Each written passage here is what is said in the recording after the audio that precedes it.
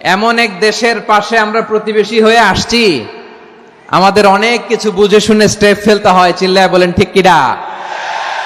আমরা যদি ঐক্যবদ্ধ থাকতে পারি, কেউ আমাদের কিচ্ছু করতে পারবে না। এজন্য আগামীর বাংলাদেশ ঐক্যবদ্ধ বাংলাদেশ। আমরা এমন রাজনৈতিক বন্দোবস্ত চাই যেখানে কেউ কাউকে জুলুম করার সাহস দেখাবে না, নতুন করে আর কেউ জালিম হবে না, নতুন করে ফ্যাসিস্ট হওয়ার সাহসটুকু দুঃসাহসটুকু কেউ দেখাতে পারবে না। এরকম বাংলাদেশ আমরা চাই কি চাই না?